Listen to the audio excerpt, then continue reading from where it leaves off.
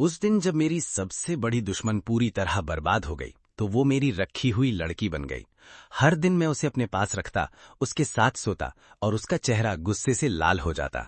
फिर भी वो अपमान सहते हुए सब कुछ बर्दाश्त करती रही। लेकिन एक दिन मैंने उसे फोन पर किसी से झुंझलाकर बात करते हुए पकड़ लिया। तो क्या हुआ अगर मैं दिवालिया नहीं हुई? जो भी उसके बारे में एक शब्द भी गलत बोलेगा उसका सब कुछ बर्बाद कर दूंगी। बाई निंगबिंग दिवालिया हो चुकी थी। जो कभी बिजनेस की दुनिया की घमंडी रानी थी, वो एक ही रात में कर्ज में डूबी हुई सिंड्रेला बन गई। उसके पुराने दुश्मन तुरंत उसे और नीचा दिखाने आ गए। मिस बाई, मेरा जूता चाट लो, मैं तुम्हें 10,000 दूंगा, वरना सिर्फ ड्रिंक बेचकर तुम 10 जन्मों में भी अपना कर्ज नहीं चुका पाओगी। बाई निंगबिंग ने बस अपनी नजरें झुका ली। वो वहीं खड़ी रही, न घमंड दिखाया न गिड़गिड़ाई, बस बेबस और टूटी हुई लग रही थी। मैं सीधा उसके पास गया, मैनेजर के सामने पैसों की एक गड्डी फेंकी और उसे अपने साथ ले आया। उसने सपाट आवाज में कहा, तुम भी मेरा मजाक उड़ाने आए हो? मैंने आधी मुस्कान के साथ उसकी तरफ देखा और कहा, और क्या? मेरी बात सुनते ही उसका चेहरा तुरंत काला पड़ गया। मैंने पहले से तैयार किया हुआ कॉन्ट्रैक्ट और पैसों की गड्डी उसके सामने फेंक दी। मेरे साथ रहो, मैं तुम्हें हर दिन 10,000 दूंगा। ये सुनते ही उसकी भौहें सिकुड़ गईं। तुमने क्या कहा? मैं जानता था कि ये उसके गुस्से की निशानी थी। आखिर पूरे शहर को पता था कि हम दोनों कभी एक दूसरे के साथ नहीं बने, और अब उसके गिरने का फायदा उठाकर मैं उसे इस तरह अपमानित कर रहा था। वो अंदर ही अंदर गुस्से से जल रही होगी। मैंने कमर पर हाथ रखकर ताना मारा, हर दिन 10,000, मैं तुम्हें अपने पास रखूंगा। अभी तुम कर्ज में डूबी हुई हो, मेरे अलावा तुम्हारी मदद कौन करेगा? अपमान से उसकी उंगलियां गुस्से में कांपने लगी। पता नहीं क्यों, लेकिन ये देखकर मुझे अजीब सा सुकून मिल रहा था। मैंने एक और पैसों की गड्डी उसकी तरफ फेंक दी। लाल लाल नोट पूरे फर्श पर बिखर गए। उठाओ इन्हें, संभाल कर रखो और मेरे साथ चलो, वक्त किसी का इंतजार नहीं करता।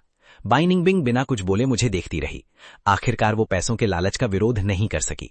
उसने धीरे धीरे घुटने मोड़े और चेहरे पर गहरा अपमान लिए फर्श पर बिखरे नोट एक एक करके उठाने लगी। उसकी आवाज भारी हो चुकी थी। फंग युआन, क्या तुम हमेशा लोगों की ऐसे ही मदद करते हो? मैंने उसके पीछे हल्की सी चपत लगाई और मुस्कुरा कर कहा, अपनी शुगर मॉमी की पर्सनल लाइफ में ज्यादा सवाल मत पूछा करो। उसका चेहरा और भी ज्यादा सख्त हो गया। पहले वो मेरी सबसे बड़ी प्रतिद्वंद्वी थी। बाई निंगबिंग हमेशा मुझे नीची नजर से देखती थी, क्योंकि वो लगभग हर किसी को ही नीचा समझती थी।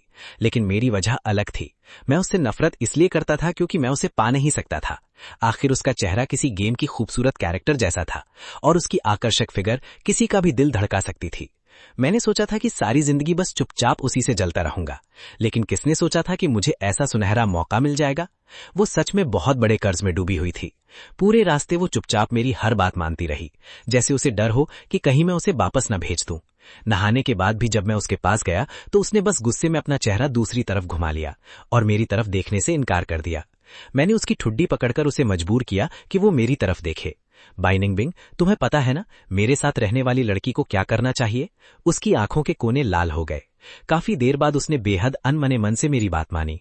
मैंने उसे फिर अपनी तरफ खींच लिया और कहा, यहीं से शुरू करो और जहां मैं इशारा करूं वहीं तक। ये सुनते ही उसका चेहरा गुस्से से लाल हो गया। उसके होंठ भी हल्के हल्के कांपने लगे। मैंने आंखें सिकोड़कर कहा, अगर नहीं करना चाहती तो पैसे वापस कर दो। जैसे ही मैंने उठने की कोशिश की, उसने तुरंत मेरा पैर पकड़ लिया। उसकी सूखी हुई आवाज मुश्किल से सुनाई दी, नहीं। पैसों की ताकत ने आखिर उसे मना करने की हिम्मत नहीं दी। वो धीरे धीरे उठी और घुटनों के बल मेरे पास आ गई।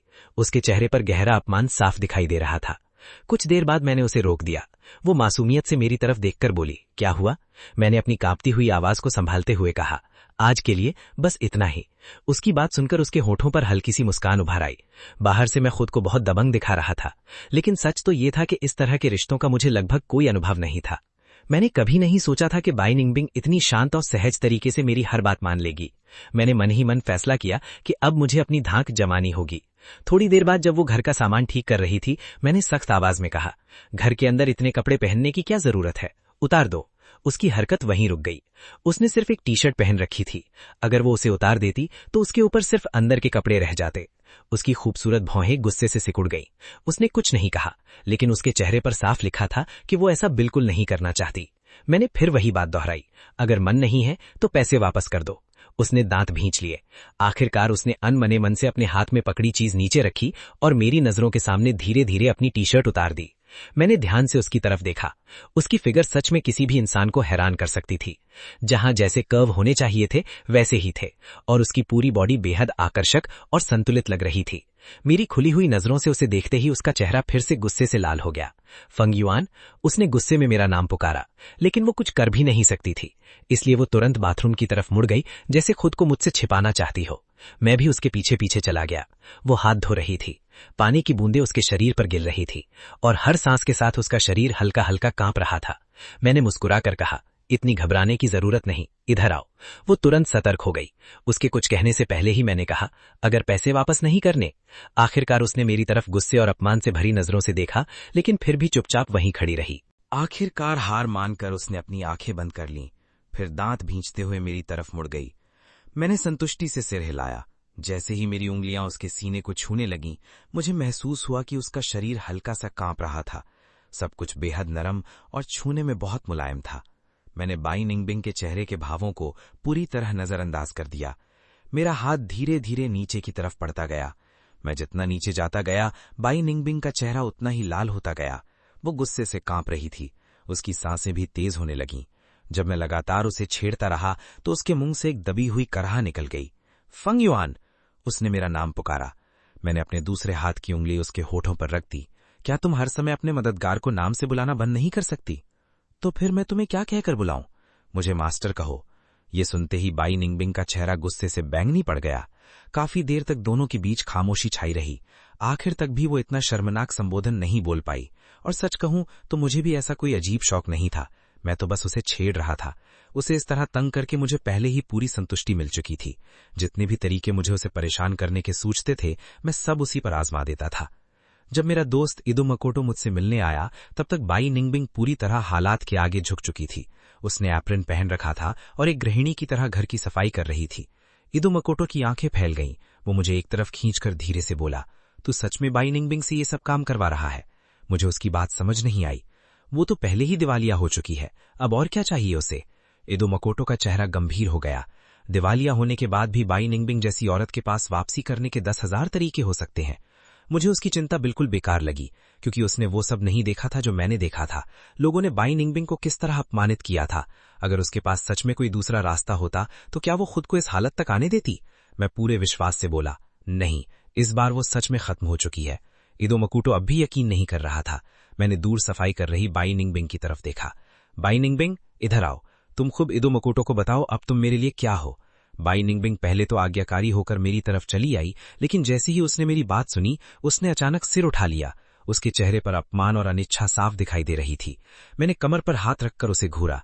क्या हुआ? पैसे तो तुम ले चुकी हो, अब भी मानने में शर्म आ रही है? पैसों का जिक्र आते ही उसके पास कोई दूसरा रास्ता नहीं बचा। वो मेरे सामने आकर रुक गई, नजरें झुका लीं। बहुत धीमी और शर्म से भरी आवाज में उसने कहा, मैं आपकी कैनरी हूं। बगल में खड़ा इदो ये सब देख रहा था। उसका मुंह हैरानी से खुला का खुला रह गया। मैं मुस्कुराकर बोला, देखा, मैंने तुमसे झूठ नहीं कहा था। चाहो तो हाथों से फिर से साबित करके दिखाऊं? मुझे फिर से उसकी तरफ हाथ बढ़ाते देखकर बाई निंगबिंग का चेहरा डर से भर गया। नहीं नहीं नहीं, इसकी जरूरत नहीं है, बिल्कुल जरूरत नहीं है। बाई निंगबिंग फिर से मुड़कर चुपचाप सफाई करने लगी। इदो मकोटो के होंठ फड़कने लगे। बाई निंगबिंग जैसी औरत पैसों के लिए खुद को इस हद तक बेच देगी? मुझे अब भी यकीन नहीं हो रहा। और तू उससे हर दिन आखिर करवाता क्या है? मैं हकलाते हुए बोला, अब वो पूरी तरह मेरी है, और क्या होगा? इदो मकोटो ने फिर एक बार बाई निंगबिंग की तरफ देखा। ऐसा लग रहा था जैसे खुद को यकीन दिलाने में उसे बहुत मेहनत करनी पड़ रही हो। आखिर उसने लंबी सांस छोड़ी और कहा, अगर सच में ऐसा है तो फंग युआन, तेरी तो लॉटरी लग गई। कमीने, बड़ी मौज में है तू। उसके जाने के कुछ ही समय बाद ये खबर फैल गई कि बाई निंगबिंग मेरे घर पर रह रही है। ग्रुप चैट में दोस्तों ने मुझे लगातार मैसेज करने शुरू कर दिए। फंग युआन, क्या तू पागल हो गया है? बाई निंगबिंग को भी तूने छेड़ दिया। आखिर तूने उसके साथ किया क्या है? बाई निंगबिंग चाहे दिवालिया हो गई हो, लेकिन वो खुद को बेच दे इस पर यकीन नहीं होता। फंग युआन, बाई निंगबिंग जैसी खूबसूरत औरत के साथ रह रहा है, अपनी सेहत का भी ध्यान रखना। आखिरी मैसेज पढ़ते ही मैं अनायास ही निकल गया। मैंने बाथरूम की तरफ देखा। बाई निंगबिंग पूरी तल्लीनता से मेरा अंडरवेयर धो रही थी। उसे देखते ही मेरा दिमाग अपने आप जाने कहां कहां भटकने लगा। शायद मेरी नजरें उसे असहज महसूस कर रही थीं। वो मुड़कर बोली, क्या देख रहे हो? जब उसने मेरी घूरती हुई नजर देखी तो उसे तुरंत समझ में आ गया कि मेरी नजर कहां टिकी हुई है। उसने झट से अपने हाथों से खुद को ढक लिया। उसका चेहरा शर्म झुंझलाहट से भर गया। रंगे हाथों पकड़े जाने पर मुझे भी थोड़ा संकोच हुआ, लेकिन अगले ही पल मुझे याद आया, अब मैं उसका शुगर मम्मी हूं। ऐसी कौन सी चीज है जिसे मैं नहीं देख सकता? वो उसे ढकने की हिम्मत कैसे कर सकती है? मैं पूरे विश्वास से बोला, इतना चिल्ला क्यों रही हो? अब मैं तुम्हारे साथ रह रही हूं, ये सब पहले ही मेरा है।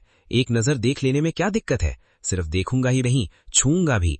बाई निंगबिंग को बिल्कुल उम्मीद नहीं थी कि मैं इतनी सीधी बात कह दूंगा। उसकी सांस जैसे गले में अटक गई, न निगल पा रही थी न उगल पा रही थी। उसका चेहरा फिर से लाल हो गया। मैं धीरे धीरे उसकी तरफ बढ़ने लगा। क्या हुआ? क्या मैंने कुछ गलत कहा? इतनी घबराई हुई क्यों हो? कहीं ऐसा तो नहीं कि तुमने सच में आर्टिफिशियल एनहांसमेंट करवा रखा है? अगर सब नकली निकला तो मैं ये सौदा वापस कर दूंगा। मेरी बात खत्म होते ही बाई निंगबिंग के चेहरे पर कई बार भाव बदले, लेकिन आखिरी शब्द सुनते ही उसमें अचानक ठंडी हंसी हंसी, जैसे उसने कोई फैसला कर लिया हो। वो चलते चलते अपने कपड़े उतारने लगी और मेरी तरफ पढ़ने लगी। ठीक है, चाहे मैंने कुछ कराया हो या नहीं, अगर देखना है तो जितना मन करे देख लो। मैं पूरी तरह हक्का बक्का रह गया। मैं सिर्फ उसे देखता रह गया। वो एक एक करके अपने कपड़े उतारती हुई कुछ ही कदमों में मेरे सामने आ गई। मेरा दिमाग पूरी तरह खाली हो चुका था। उसने अचानक नीचे झुककर अपनी पैंट भी नीचे खींचनी शुरू कर दी। उसी समय दरवाजे पर जोर जोर से दस्तक होने लगी। उस पल मुझे ऐसा लगा जैसे किसी ने मुझे बचा लिया हो। मैंने दोबारा बाई निंगबिंग की तरफ देखने की भी हिम्मत नहीं की। मैं तुरंत मुड़ा और भागकर दरवाजा खोलने चला गया। कौन कौन है? आ रहा हूं, आ रहा हूं।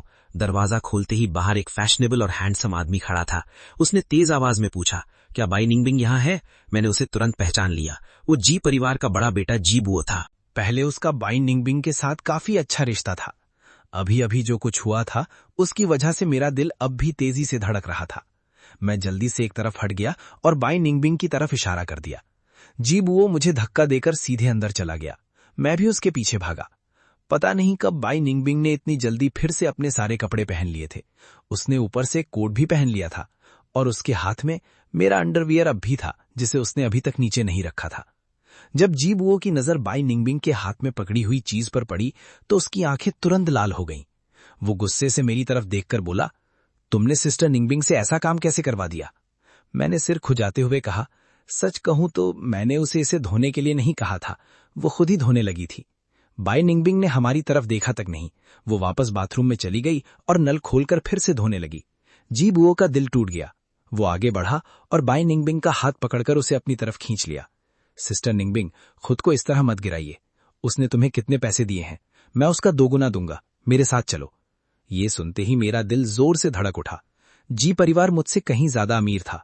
मुझे पता था कि अगर पैसों की बोली लगी तो शायद मैं उसका मुकाबला नहीं कर पाऊंगा। मैं तुरंत सावधानी से बाई निंगबिंग के पास गया और बेबस नजरों से उसकी तरफ देखने लगा। कुछ देर पहले वाला मेरा सारा घमंड गायब हो चुका था। मुझे पहले उससे थोड़ा अच्छा व्यवहार करना चाहिए था। अगर उसे लगा कि मैं ना सिर्फ गरीब हूं बल्कि कंजूस भी हूं और उसने कोई दूसरा शुगर डैडी चुन लिया तो। लेकिन तभी बाई निंगबिंग ने मेरी तरफ एक नजर डाली। फिर उसने जी बुओ से कहा, जरूरत नहीं। ये सुनने के बाद मुझे ऐसा लगा जैसे पूरी दुनिया रोशन हो गई हो भगवान, बाई निंगबिंग कमाल की बाई निंगबिंग। अभी अभी घर लाई गई मेरी कैनरी इतनी वफादार निकली। जी बुओ ये सुनकर और भी बेचैन हो गया। उसने तुम्हारे खिलाफ क्या पकड़ रखा है? मुझे बताओ, मैं जरूर तुम्हारी मदद करूंगा। बाई निंगबिंग काम करती रही। उसकी आवाज बिल्कुल शांत थी। उसने मेरे खिलाफ कुछ भी नहीं पकड़ रखा। ऐसी कोई बात नहीं है। मैंने उसके पैसे लिए हैं, इसलिए मुझे अपना वादा निभाना होगा।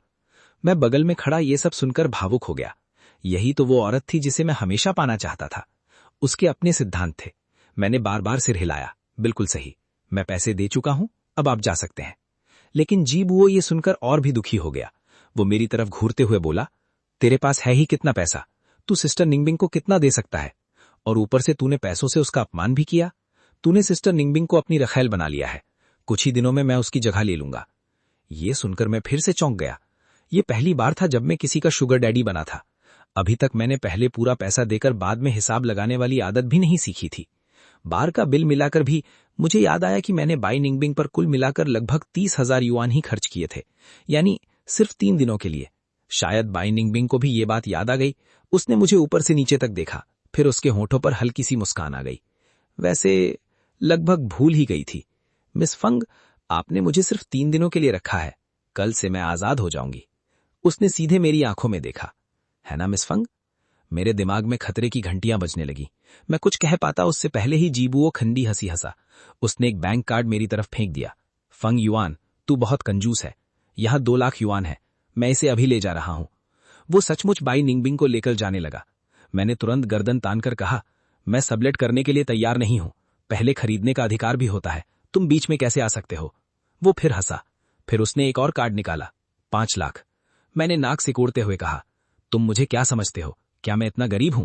वो बोला, 20 लाख, और बढ़ाने की जरूरत नहीं है। हमारे परिवार के लिए ये कोई बड़ी रकम नहीं है। ठीक है, 50 लाख, मैंने जल्दी से कहा। बस यहीं रुक जाओ। वो शांत स्वर में बोला, 2 करोड़। ये रकम सुनते ही मैं चुप हो गया। 2 करोड़? मुझे हर महीने सिर्फ 4 लाख का पॉकेट मनी मिलता था। 2 करोड़ मतलब पूरे 4 साल का खर्च। जी बुओ ने मेरे चेहरे का भाव देखकर घमंड से मुस्कुराया। देखा सिस्टर निंगबिंग, ये तुम्हें रख ही नहीं सकता। मैंने बाई निंगबिंग की तरफ देखा। अचानक खुद को बहुत लाचार महसूस हुआ। अगर मैं उसे अपने पास रखता तो हर महीने अपनी पॉकेट मनी का बड़ा हिस्सा उसी पर खर्च करना पड़ता। लेकिन अगर मैं उसे जी बुओ को दे देता तो अगले 4 साल तक मुझे घर से पैसे मांगने की जरूरत ही नहीं पड़ती। अगर आज रात पहले मैं उसके साथ समय बिता लूं और कल उसे जी बुओ को दे दूं तो मेरा नुकसान भी नहीं होगा। अब तक बाई निंगबिंग के चेहरे पर जो शांत और बेपरवाह भाव थे, उन्हें देखकर लगा जैसे धीरे धीरे दरार पड़ रही हो। मैंने सावधानी से जी बुओ से कहा, ऐसा करो, कल आ जाना। लेकिन मेरी बात पूरी होने से पहले ही बाई निंगबिंग ने ठंडी आवाज में मुझे रोक दिया। बस, आखिर तुम लोग मुझे समझते क्या हो? उसने सख्त नजरों से जी बुओ की तरफ देखा। मिस्टर जी, क्या इस तरह बोली लगाकर आप जानबूझकर मेरा अपमान कर रहे हैं? मैं दिवालिया हूं, मेरी हालत खराब है, लेकिन मेरी इज्जत अब भी बाकी है। मैं कोई सामान नहीं हूं जिसकी तुम दोनों आपस में खरीद फरोख्त करो। फिर उसने मेरी तरफ देखा। अगर मिस फंग मुझे सिर्फ सौदेबाजी की चीज समझती हैं तो मैं कल ही यहां से चली जाऊंगी। अपने हाथों से खुद कमाकर जी लूंगी। अब और खुद का अपमान नहीं करूंगी। इतना कहकर बाई निंगबिंग गुस्से में मुड़ी, सीधे बाथरूम में गई और अंदर से दरवाजा बंद कर लिया। बाहर सिर्फ मैं और जीबुओ रह गए। हम दोनों एक दूसरे की तरफ हैरानी से देखने लगे। हमने माफी मांगी, उसे मनाने की कोशिश की, लेकिन उसने हमारी एक भी बात का जवाब नहीं दिया। जीबुओ दरवाजे के बाहर खड़े होकर काफी देर तक उसे मनाता रहा। आखिरकार आंखों में आंसू लिए उसे वापस जाना पड़ा।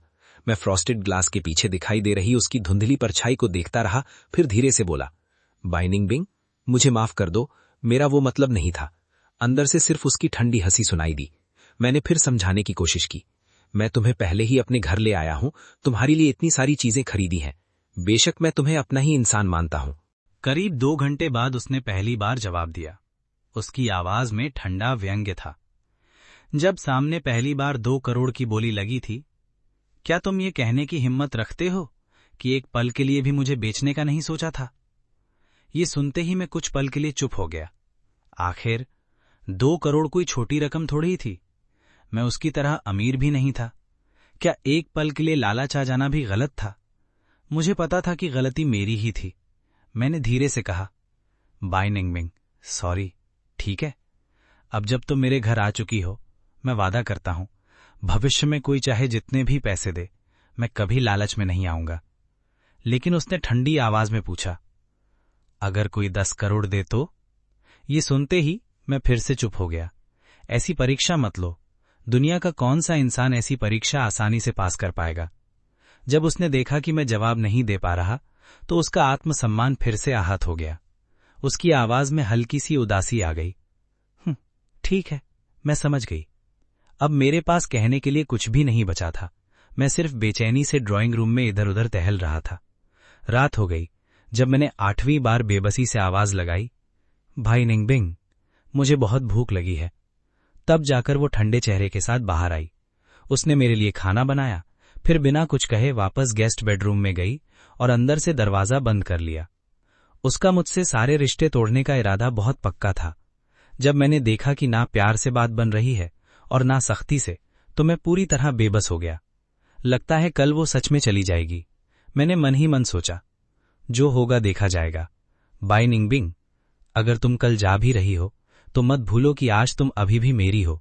जब तक तुम मेरी कैनरी हो तब तक तुम्हें कैनरी की जिम्मेदारियां निभानी होंगी। कमरे में कुछ पल के लिए सन्नाटा छा गया। फिर हल्की सी आवाज आई, क्या चाहते हो? मैंने बिना एक पल गवाए जवाब दिया, आज रात मैं तुम्हारे साथ सोना चाहता हूं।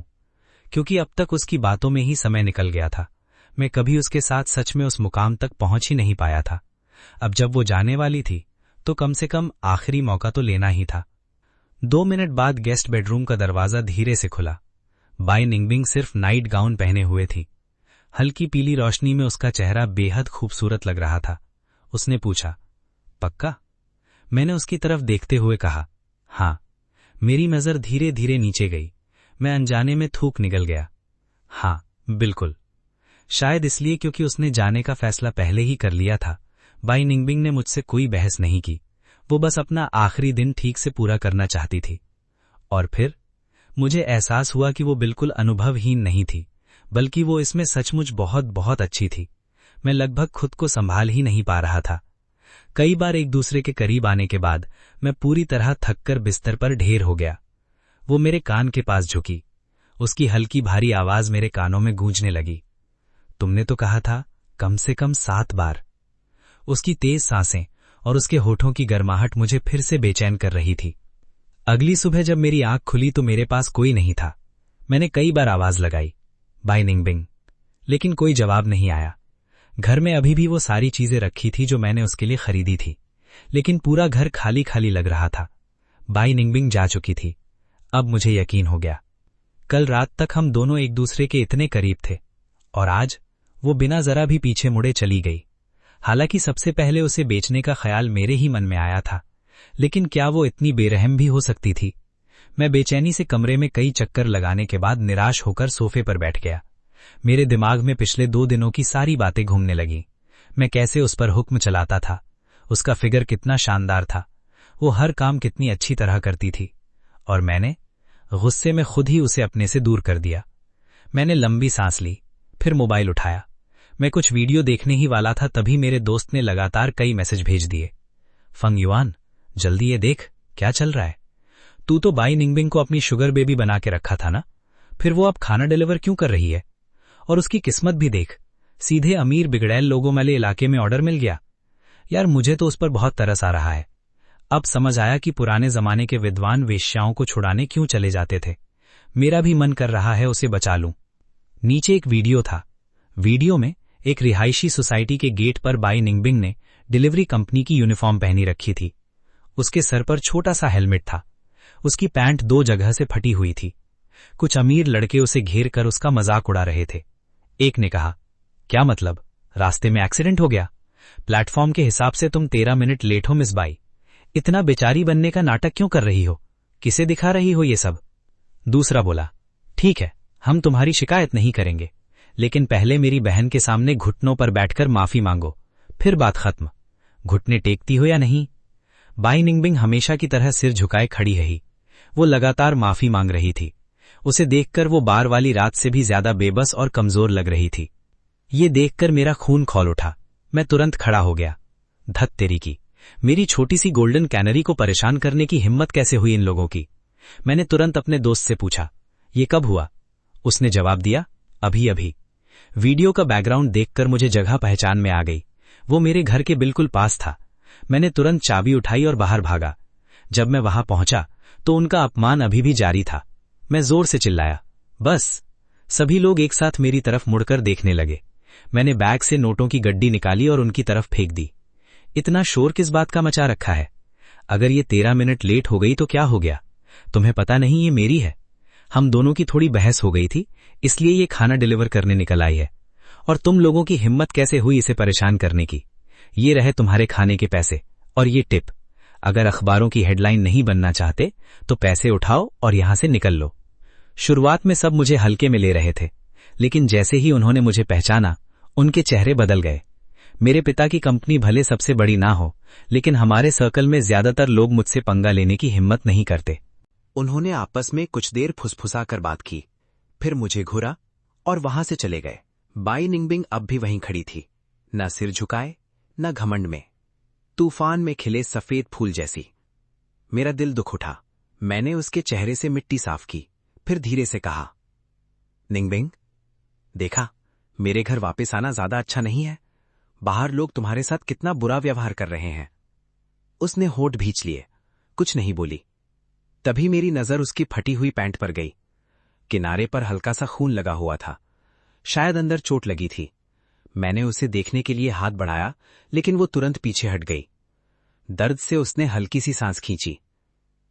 मैं घबरा गया। बहुत दर्द हो रहा है क्या? उसने पहले अनजाने में सिर हिलाया, फिर तुरंत मना कर दिया।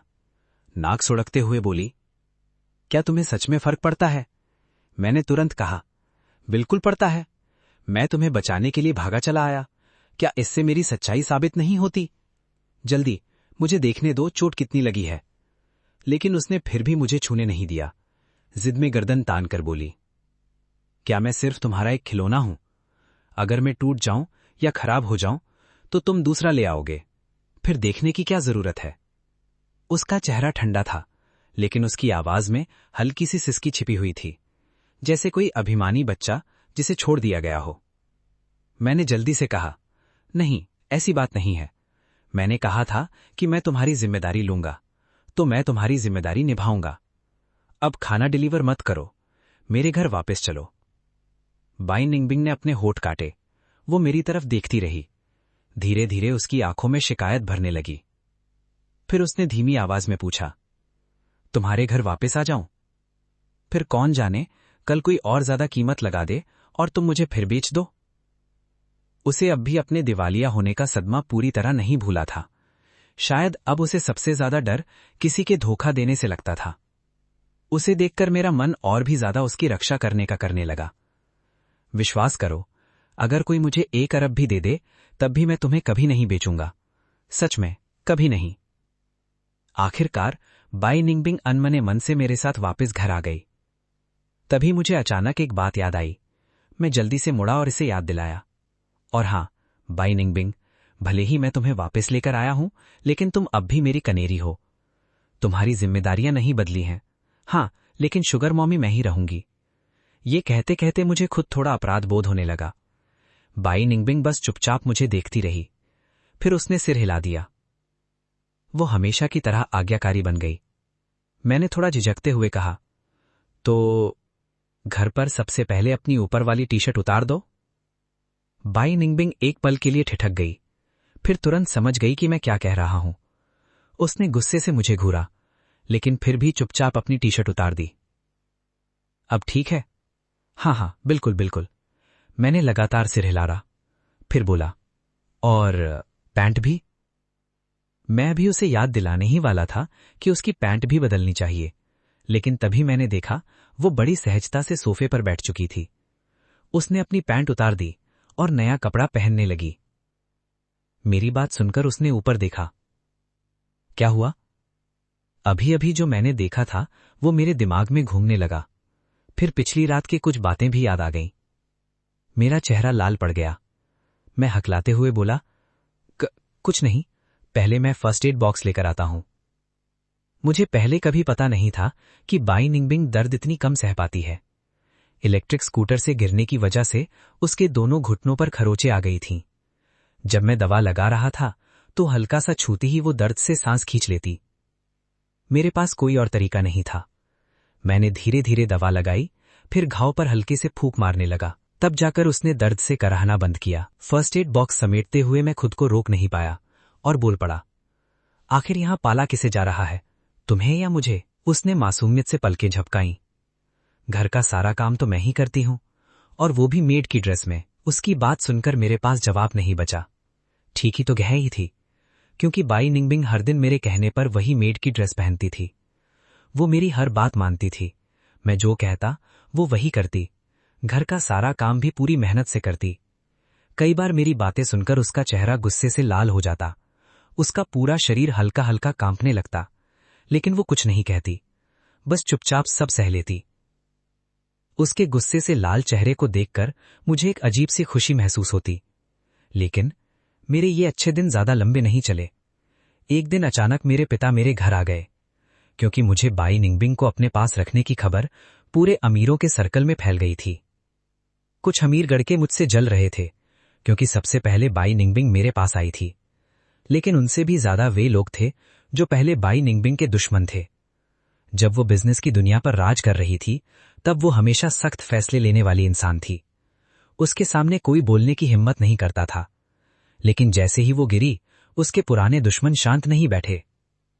मैंने उसे अपने पास रखकर न सिर्फ उसका कर्ज हल्का किया था, बल्कि उसे लोगों की बुरी नजरों से भी बचाया था।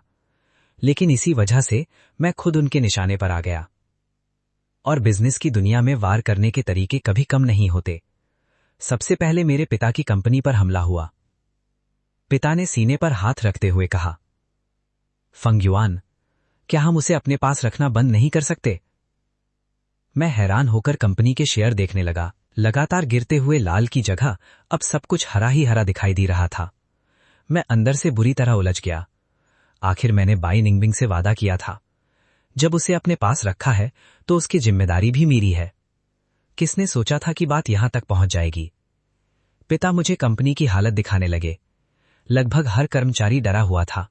सबके चेहरों पर चिंता साफ दिखाई दे रही थी, जैसे किसी भी पल उनकी नौकरी चली जाएगी। उनमें कई अंकल आंटी ऐसे थे जिन्होंने मुझे बचपन से बड़ा होते देखा था। उनके बाल पहले से ज्यादा सफेद हो चुके थे। मुझे बहुत अपराध बोध होने लगा। अपनी जिद की वजह से इतने सारे लोग मुश्किल में पड़ गए थे। मैं अपने परिवार को नजरअंदाज नहीं कर सकता था, लेकिन मुझे समझ नहीं आ रहा था कि ये बात बाई निंगबिंग से कैसे कहूं। उधर बाई निंगबिंग को अभी तक कुछ भी पता नहीं था। वो हमेशा की तरह मेड की ड्रेस पहनकर डाइनिंग टेबल पर खाना लगा रही थी। 3 सब्जियां और एक सूप, सब मेरी पसंद का।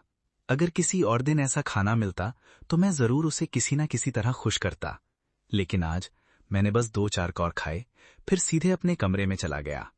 मैं बिस्तर पर लेटा और बहुत देर तक यूं ही सोचता रहा। तभी कोई कमरे में आया। मेरे पीछे गद्दा हल्का सा दबा। उसके शरीर की जानी पहचानी खुशबू पूरे कमरे में फैल गई। कुछ देर तक मैं बिल्कुल नहीं हिला। फिर बाई निंगबिंग की धीमी आवाज सुनाई दी। आज क्या हुआ? तुम इतने उदास क्यों हो? मैं अभी तक कुछ सोच नहीं पाया था, इसलिए बस टालते हुए बोला, महीने का वही समय है। शायद उसे समझ आ गया था कि मेरा मूड खराब है। उसने बिना कुछ कहे रजाई उठाई और मेरे पास आकर लेट गई। उसने मुझे अपनी बाहों में लिया, फिर अपने गर्म हाथ मेरी कनपटियों पर रख दिए। मैं तुम्हारा सिर दबा देती हूं। मैं मना करना चाहता था, लेकिन डर था कि कहीं वो ज्यादा सोचने न लगे, इसलिए मैंने उसे करने दिया। उसकी उंगलियां धीरे धीरे मेरी कनपटियों की मालिश करने लगीं। कुछ ही देर में मुझे बहुत आराम महसूस होने लगा। मैंने पूछा, बाई निंगबिंग, तुम ये सब कब से जानती हो? वो हल्का सा मुस्कुराई। बस तुम्हें थोड़ा बहुत सिखा रही हूं।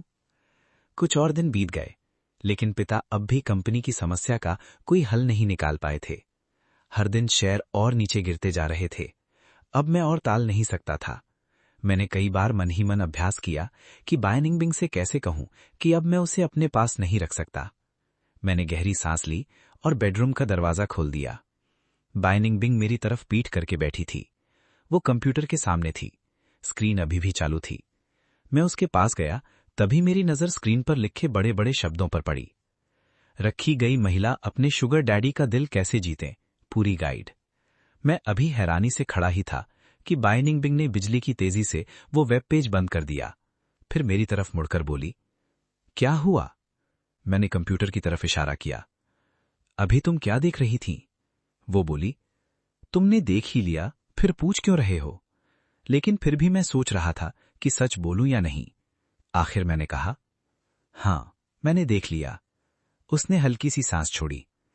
कोई बात नहीं, इन दिनों तुम्हारी मुझ में दिलचस्पी कम होती जा रही है। न मुझे छूते हो, न गले लगाते हो, न मेरे साथ सोते हो। मुझे लग रहा है शायद मेरी नौकरी जाने वाली है। वो जितना बोलती गई, उसकी आवाज उतनी ही धीमी होती गई। आखिर में उसकी आवाज में हल्की सी शिकायत भी सुनाई देने लगी। क्या बाहर आपको मुझसे ज्यादा पसंद आने वाला कोई मिल गया है? ये सुनकर मैं एक पल के लिए चौंक गया। हालांकि मुझे ऐसा कोई नहीं मिला था, लेकिन शायद उसे सच में लगने लगा था कि उसकी नौकरी जाने वाली है। मेरी झिझक, मेरा बार बार डगमगाना, सब कुछ बाई निंगबिंग की नजरों से बच नहीं पाया था। उसने अपनी नजरें झुका ली। तो ऐसा है? कोई बात नहीं। वैसे भी मैंने शुरू से ही आपकी उन बातों पर कभी पूरा भरोसा नहीं किया था। मैं तुम्हें कभी नहीं छोड़ूंगा जैसी बातें। आखिर हर इंसान एक दिन बोर हो ही जाता है, मैं समझ सकती हूं। बस पिछली बार फूड डिलीवरी प्लेटफॉर्म पर जो परेशानी हुई थी, पता नहीं अब मुझे वहां दोबारा काम मिलेगा भी या नहीं। उसने अपने होंठ भींच लिए। उसकी आंखों में जिद और हार न मानने की चमक साफ दिखाई दे रही थी। उसे इतना मजबूत देखकर मेरे अंदर अपराध बोध और बढ़ गया। मैंने उसे अपनी बाहों में खींच लिया। बाई निंगबिंग, मुझे माफ कर दो। जैसे ही मैंने माफी मांगी, उसका पूरा शरीर एकदम सख्त हो गया। हमारे बीच का माहौल भी अचानक ठंडा हो गया। सच ये है कि मैं अब तुम्हें अपने पास नहीं रख सकता, क्योंकि जब से मैं तुम्हें अपने साथ लाया हूं, मेरे पापा की कंपनी लगातार लोगों के निशाने पर है। कंपनी लगभग बर्बाद होने वाली है। हालांकि मैं सच में तुम्हें बहुत पसंद करता हूं, लेकिन मैं मजबूर हूं। मेरे इतना कहते ही अचानक ऐसा लगा जैसे कमरे की ठंडक गायब हो गई हो। बाइनिंग बिंग ने मुझे देखा। तुमने अभी क्या कहा? क्या? नहीं नहीं, परिवार वाली बात नहीं, मेरे पापा की कंपनी निशाने पर है वाली बात भी नहीं। उसके बाद वाली लाइन, वो जिसमें तुमने कहा था कि तुम मुझे पसंद करते हो। मैं थोड़ा झेंप गया। हां, मैं सच में तुम्हें पसंद करता हूं। उसके चेहरे पर हल्की सी मुस्कान आ गई। फिर उसने मुझे धीरे से गले लगा लिया। मेरे लिए इतना ही काफी है। बाइनिंग बिंग को नया रहने का ठिकाना ढूंढने के लिए अभी थोड़ा समय चाहिए था, इसलिए वो उसी दिन मेरा घर छोड़कर नहीं जा सकती थी। लेकिन अब जब सारी बातें साफ हो चुकी थीं, तो मेरे दिल पर कोई बोझ नहीं रहा। मैंने सोचा, जब तक वो यहां है, हर पल उसके साथ बिताना चाहिए। आखिर उसके जाने के बाद मैं फिर कभी उसके साथ ऐसे वक्त नहीं बिता पाऊंगा। शायद बाइनिंग बिंग भी मेरे मन की बात समझ गई थी। वो पहले से भी ज्यादा मेरा ध्यान रखने लगी, दिन रात बिना थके। धीरे धीरे मुझे लगने लगा कि शायद मैं उसे जाने ही नहीं देना चाहता। मैंने पापा से कहा, कुछ दिन और रुक जाइए। उन्होंने कहा कि वो समझते हैं। लेकिन अजीब बात यह हुई कि उसी दिन के बाद हमारी कंपनी के शेयर फिर से ऊपर चढ़ने लगे। मैं पूरी तरह हैरान था। मैंने तो अभी तक किसी को यह बताया भी नहीं था कि मैं बाइनिंग बिंग का साथ छोड़ने वाला हूं। फिर अचानक सब कुछ कैसे बदल गया? इसके बाद और भी अजीब बातें होने लगीं। जिन कंपनियों ने मिलकर हमारे बिजनेस पर हमला किया था, एक एक करके उनकी टैक्स चोरी, घटिया प्रोडक्ट और कई दूसरी गड़बड़ियां सामने आने लगीं। अब उनके पास खुद अपनी समस्याओं से निपटने का समय नहीं था। हमारे खिलाफ साजिश करने का तो सवाल ही नहीं था। पापा ने मुझे फोन किया। जोर जोर से हंसते हुए बोले, देखा, बुरे लोगों का आखिर यही अंजाम होता है। हंसने के बाद मैंने धीरे से पूछा, तो क्या मैं अब बाइनिंग बिंग का साथ जारी रख सकता हूं? मेरी बात सुनते ही पापा की हंसी तुरंत रुक गई। फैंग युआन, पहले इन्हें इस मुसीबत से निकलने दो। जब ये लोग फिर संभल जाएंगे तो दोबारा हमें निशाना बनाएंगे। मैंने धीरे से जवाब दिया, ठीक है। फोन रखने के बाद मैं पलटा। बाइनिंग बिंग हमेशा की तरह चुपचाप फर्श पोंछ रही थी। उसे देखकर मेरा मन भर आया। मैंने उसके कूल्हे को हल्के से दबा दिया। 2 दिन बाद शायद मैं इसे छू भी नहीं पाऊंगा, इसलिए थोड़ा और महसूस कर लेने दो। उसने हमेशा की तरह चुपचाप सिर हिला दिया। लेकिन 2 दिन बाद हमें निशाना बनाने वाली कई कंपनियों ने एक एक करके दिवालिया होने का ऐलान कर दिया। पापा पूरी तरह हैरान रह गए। ये कैसे हो गया? ये कोई छोटी मोटी कंपनियों नहीं थी। अचानक सब एक साथ कैसे खत्म हो गई? मैंने कंधे उचकाए। मुझे बिजनेस की इतनी समझ नहीं है, मुझे क्या पता। लेकिन अंदर ही अंदर मैं बहुत खुश था। अब मैं फिर से बाइनिंग बिंग के साथ रह सकता था। मैंने पापा से 2-4 बातें करके जल्दी से फोन काट दिया, फिर अपने कमरे की तरफ चला गया। लेकिन दरवाजा खोलने से पहले मुझे अंदर किसी के बात करने की आवाज सुनाई दी। जब से बाइनिंग बिंग दिवालिया हुई थी, तब से सिर्फ लोग उसका मजाक उड़ाते थे। कोई उससे खुद संपर्क नहीं करता था। तो वो किससे बात कर रही थी? मैं उत्सुक हो गया। धीरे से दरवाजे के पास कान लगाया, तभी मुझे बाइनिंग बिंग की शांत आवाज सुनाई दी। तो क्या हुआ अगर मैं दिवालिया नहीं हुई? जो भी उसके सामने बकवास करेगा, उसका बर्बाद होना तय है। ये सुनते ही मेरा दिमाग पूरी तरह सुन्न हो गया। दिवालिया नहीं हुई? कौन? बाइनिंग बिंग। वही बाइनिंग बिंग जिसे मैं हर दिन अपने नीचे दबाकर तंग करता था। मैं इतना हैरान था कि दरवाजे की तरफ आते कदमों की आवाज भी नहीं सुन पाया। मैं बस मूर्ति की तरह वहीं खड़ा रह गया। दरवाजा खुला, बाइनिंग बिंग बाहर आई। हम दोनों की नजरें मिली। मैं वहीं जड़ होकर खड़ा था, पूरी तरह स्तब्ध। उधर वो भी थोड़ी घबरा गई। इतनी जल्दी पापा से बात खत्म हो गई? मैं हकलाने लगा, हाँ, बस पापा से ही बात कर रहा था। अच्छा। उसने मेरी तरफ ध्यान से देखा। तुमने कुछ सुना क्या? मैंने जल्दी से सिर हिलाया। नहीं, मैंने कुछ नहीं सुना, बिल्कुल भी नहीं। उसने हल्का सा आंखें सिकोड़ ली। फिर तुम इतने घबराए हुए क्यों हो? मैं तुरंत मुड़ा। नहीं, मैं तो बस बहुत खुश हूं। मुझे वॉशरूम जाना है। लेकिन मैं आधा कदम भी नहीं बढ़ा पाया। बाइनिंग बिंग ने मेरे कलाई पकड़ ली और मुझे वापस अपनी तरफ खींच लिया। वो सीधे मेरी बाहों में आ गई, फिर हल्के से हंस पड़ी। फैंग युआन, तुम्हें पता है, जब भी तुम झूठ बोलते हो तो हमेशा अपने कान को छूते हो। ये आदत बहुत प्यारी है। ये सुनते ही मेरे आंखों के आगे अंधेरा छा गया। अब तो मैं गया। उसके बात करने के अंदाज से साफ था कि वो सच में कभी दिवालिया नहीं हुई थी। मैंने उसके साथ जो कुछ किया था, सब याद आते ही शर्म से मेरा मर जाने का मन करने लगा। तुम मुझे छोड़ो। लेकिन उसने दोनों हाथों से मुझे और कसकर पकड़ लिया। क्या हुआ? कल रात तो तुम खुद कह रहे थे कि मुझे कहीं बाहर नहीं जाना चाहिए। उसने जैसे ही पिछली रात की बात छेड़ी, मैं पूरी तरह टूट गया। मैंने शर्म से अपना चेहरा दोनों हाथों से ढक लिया। बस, अब मत बोलो। तुम दिवालिया नहीं थी, फिर भी तुमने मुझे अपने पास रखने दिया। तुम इतनी अजीब कैसे हो सकती हो? उसने सिर उठाया, फिर धीरे से मेरे कान को हल्के से काट लिया। फैंग युआन, मुझे अपने पास रखने की बात तो तुमने खुद कही थी, तो अजीब कौन हुआ, मैं या तुम? मैंने तुरंत मान लिया, मैं ही अजीब हूं। मैंने जल्दी से अपना हाथ उसके मुंह पर रख दिया। वो तो बस इंसानियत थी, दया थी। मैं नहीं चाहता था कि मेरी पुरानी प्रतिद्वंद्वी बाहर इतनी तकलीफ झेले। मैंने लगभग उसका मुंह बंद ही कर दिया था, लेकिन उसे बिल्कुल भी गुस्सा नहीं आया। उल्टा उसने धीरे से अपनी जीभ बाहर निकाली और मेरी हथेली को हल्के से चाट दिया। उसकी गर्म और हल्की सी नम जीभ का स्पर्श महसूस होते ही मुझे ऐसा लगा जैसे पूरे शरीर में बिजली दौड़ गई हो। मेरे शरीर का एक एक रोंगटा खड़ा हो गया। बाई निंगबिंग ने बेहद आकर्षक मुस्कान के साथ कहा, अगर तुम्हें सच में नहीं चाहिए था कि मैं तकलीफ झेलूं, तो इसके और भी बहुत सारे तरीके थे।